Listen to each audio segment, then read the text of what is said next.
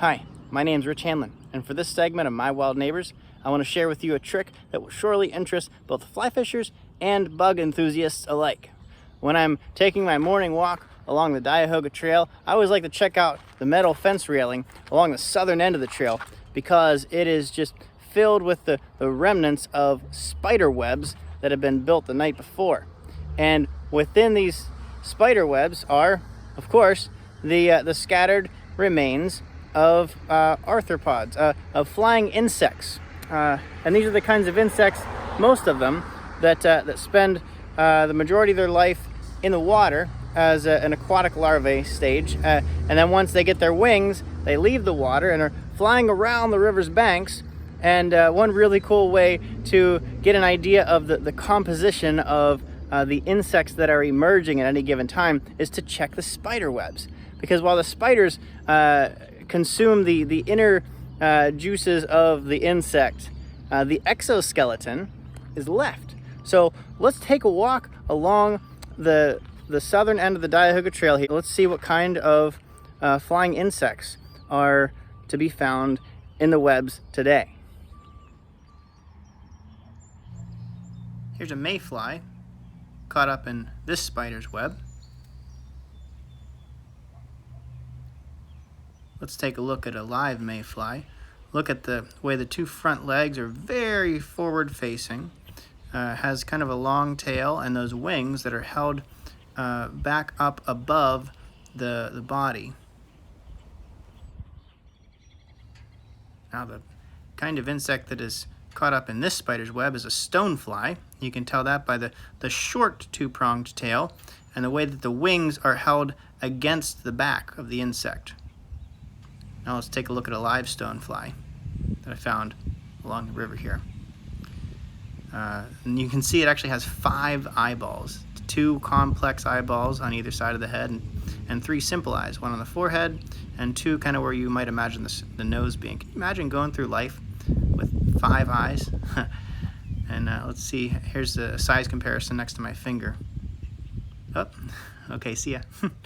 And this particular insect that got caught up in a spider web is a caddisfly. If you look at a caddisfly from the front or rear end, the wings kind of make the shape of a teepee. Here's a live caddisfly I found here, and look at how long the antennas on the caddisfly are. This is typical of caddisflies, the long antennas. And sometimes where you find spider webs with insects in them, there are also bird droppings, evidence that the birds are also finding the bugs that have been caught in the spider webs and are eating them also. Oh look, I found a little beetle in this spider web. The spider's nowhere to be found. Beetle's still alive, so let's set him free.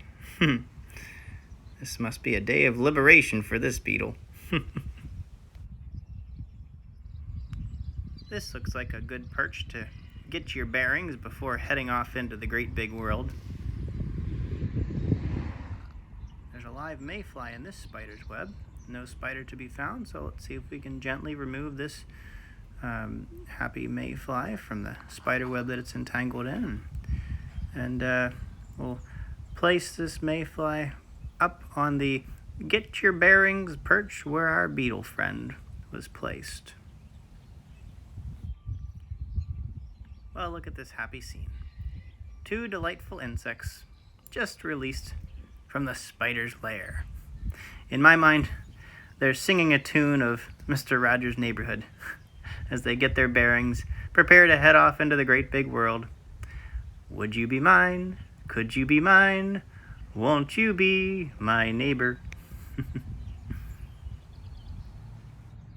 I think it's really fun that there are spiders that build webs in pretty much every environment.